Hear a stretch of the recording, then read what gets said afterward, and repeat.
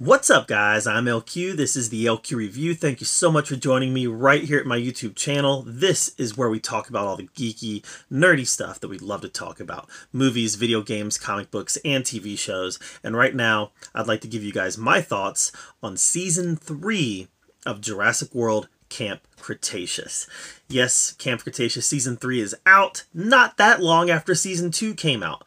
And I've reviewed Season 1 and Season 2 here on this channel, and if you'll remember, if you watch those reviews, I loved Season 1.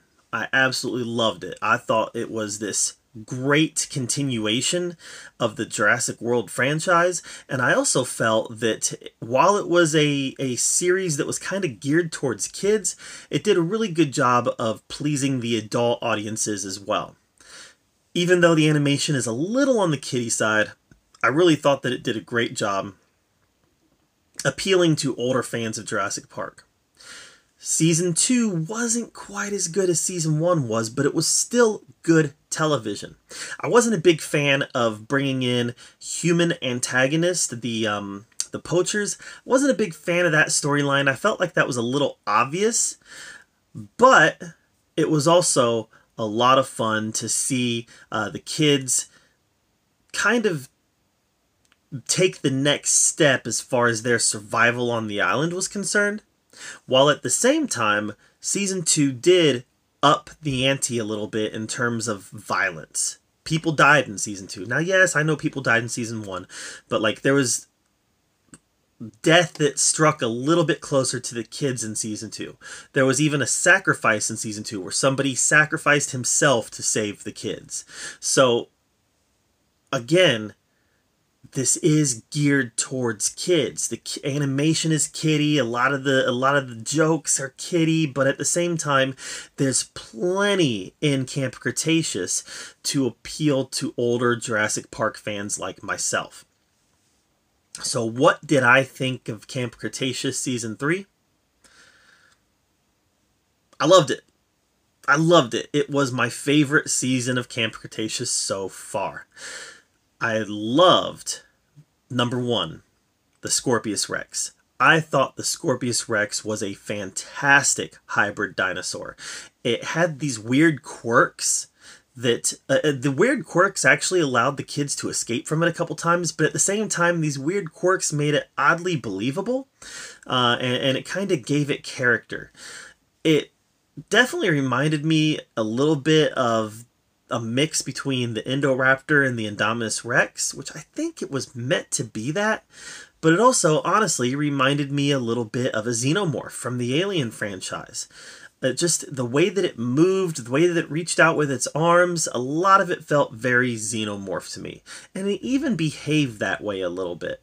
So I really liked the Scorpius Rex. I thought that it was a great antagonist for the kids, and I thought that it was definitely the next level of it was the next logical step as far as this series was concerned.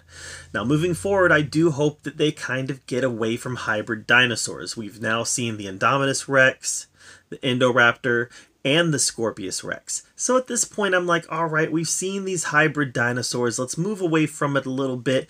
You know, I kind of feel like that guy in Jurassic World, Jake Johnson's character, you know? Those original dinosaurs were legit. Just bring back the original dinosaurs, you know, and we could have some fun with that. So that's kind of the way that I feel. Let's just bring back regular dinosaurs. But that doesn't change the fact that Season 3 was so good. I loved bringing Dr. Wu in as a supporting character, and I also love how they contextualized his character. You know, he played the role of an antagonist, but at the same time, he wasn't a mustache-twirling, evil bad guy. He was somebody who was there for science. And he wasn't necessarily out to get the kids, but at the same time, he wasn't going to let the kids get in the way of him accomplishing what he wanted to do. So, yeah, he was villainous, but he wasn't evil. He was just trying to accomplish his goals, and if those kids get in his way, then that's not good.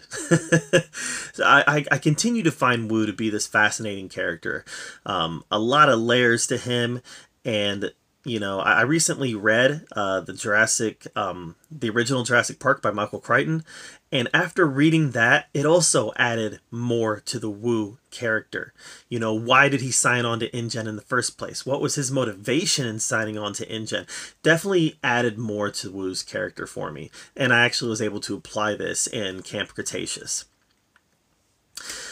So, yeah, it was very good, very action packed. Definitely, you know, there definitely wasn't any filler stuff in this. It was very, very much moving along the entire time. There was a really fun hang gliding sequence with I think they're called Dimorphodons, right?